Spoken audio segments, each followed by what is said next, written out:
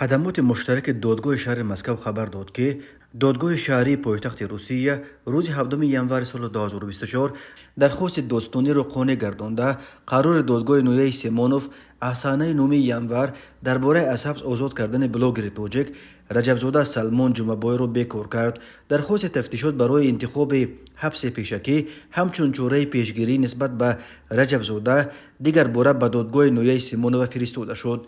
در ویدیو نشر شده از تالار دادگاه دیده می شود که بلاگر تاجیک قرار بیکار کردن حکم آزادیش را با ایستادگی قبول کرد. قبل از آغاز مرافعه سلمان رجبزاده در مصاحبه ویدیویی به تلگرام کانال خود اظهار داشت که قربان پسته شده است و در اصل او یگان بار در یگان جا نگفته است که با نتاشا کیف می کردم و همه دختران روس از آن ما می شوند. بلاگر تاجیک گفت به پلیس عریضه نوشته است تا آنها را که او را چنین پسته کردن پیدا کنند. سلمان رجبزاده می گوید در اون ویدیوی جنجال برانگیز صدای او نیست، کسی آن را دستکاری کرده است.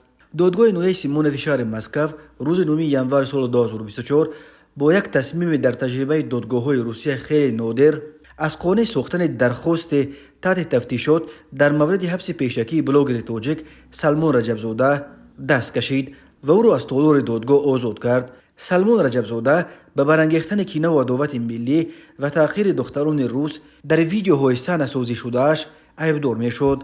دادستانی از قرار آزادی رجبزاده به دادگاه شهری شکایت برد.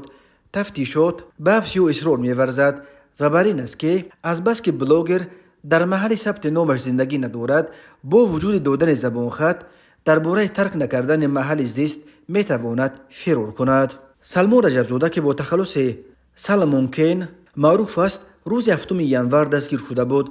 به ضد او بر اساس قسم 2 ماده 282 کودکس جنایی روسیه با اتهام برانگیختن کینه و عداوت ملی و پس زدن شان و شرف پرونده جنایی گشودند.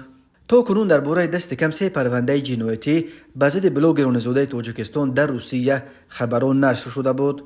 از جمله یک بلاگر 40 ساله زاده تاجیکستان ماه سال 2020 در عین اوج پاندمی کرونا ویروس در ولایت نیژنی نوگورود روسیه با اتهام پنهان کردن معلومات بر دروغ درباره واکسن از این بیماری دستگیر و ماه ایول به 300 ساعت کارهای جمعیتی محکوم کرده شد. همچنین در دوران پاندمی کرونا ویروس برای یک پرانک در مترو مسکو درباره این بیماری بلاگر دیگر تاجیک رحمت الله جباروف دستگیر و سپس به 2 سال و 4 ماه زندان محکوم شد. او را بعد آزاد شدنش از روسیه به تاجیکستان اخراج کردند.